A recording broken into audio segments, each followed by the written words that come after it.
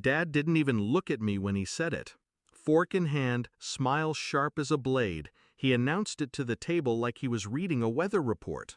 "You're not getting any inheritance, Lacey. Your brothers deserve it." The room chuckled nervously. My brothers puffed their chests, already drunk on imagined wealth.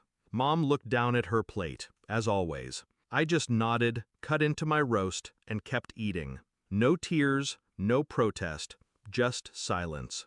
But inside I felt something split. When I was younger, I thought my father was a mountain, immovable, indestructible. I spent years climbing for his approval. Top grades, first job, late nights, no complaints. But mountains can crumble, and mine always crumbled for my brothers. They failed upward, crashed cars, lost jobs, drained bank accounts. Dad called it boys being boys. I worked myself raw, and he called it what's expected. I didn't realize the word daughter in his dictionary meant disposable. The betrayal didn't come tonight. It had been years in the making. Tonight was just the punchline. My brothers thought I was invisible. They'd forget me in group photos, cut me off mid-sentence, laugh when Dad dismissed me. But invisibility has its advantages. They never saw me watching. I saw how Dad rewrote wills like grocery lists. I saw how my brothers leaned on his money like toddlers clinging to crutches. And I saw how fragile their little kingdom really was. That was the night I stopped trying to be their daughter and started becoming something else entirely. I didn't rage. I calculated. Every smirk, every slight, every time Dad told me family means sacrifice, it became fuel. I poured that fuel into work, into deals, into risks they thought were too much for a girl. And slowly, brick by brick, I built something they couldn't touch. Startups, investments, property, one success stacked onto another, until I wasn't just surviving them, I was surpassing them, silently, patiently, like a shadow growing in the corner of their perfect little house. Tonight, at that dinner table, I kept my mask in place, chewed my food slowly, nodded at their mockery, played the quiet role they'd written for me. Then my nephew gasped. "Aunt Lacey!" His voice cracked as he held up his phone. "You're on Forbes!" The room froze. He turned the screen. There it was. My name, my face, and the number beside it. 10 digits that detonated in their heads like fireworks.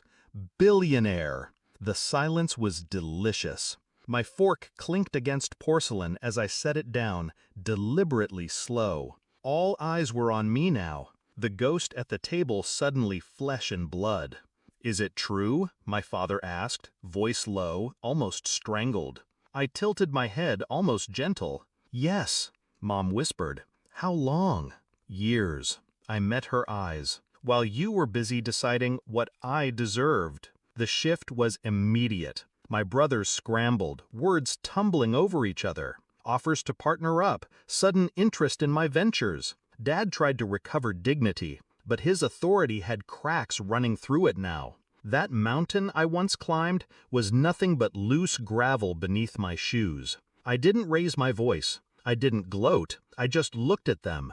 These men who once dictated the value of my existence, and let them drown in the weight of my silence. Revenge doesn't always come as fire. Sometimes it comes as absence. I left them no lifeline, no promises, no seat at my table. Just the truth, that the daughter they dismissed had outgrown them.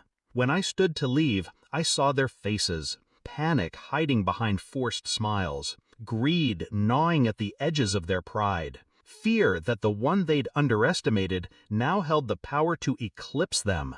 And that fear, that was the inheritance I left behind. Outside, the air was sharp with winter. The sound of laughter and clinking glasses still leaked from the house I'd outgrown. I walked to my car, heels crunching on ice, the sky above me wide and endless. For the first time, I wasn't chasing their approval. I wasn't waiting for permission to exist. I had built my own mountain, and from its peak, their kingdom looked very small. So when people ask me if I ever got revenge, I tell them this: I didn't need to destroy them. I just needed to let them see me rise. Because sometimes the cruelest justice isn't taking something away. It's showing them they never had the power to give it in the first place.